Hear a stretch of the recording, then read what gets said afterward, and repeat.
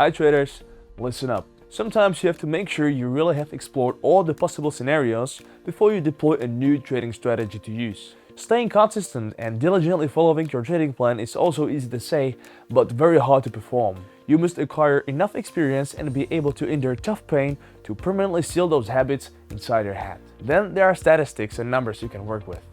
Most frequently, we'll be talking about win rate and reward-to-risk ratio. Fully understanding the connection between these two and the robustness of your strategy will save you a lot of time and money. And that is why we have the equity simulator for you to fully understand the strength of your win rate and reward-to-risk ratio.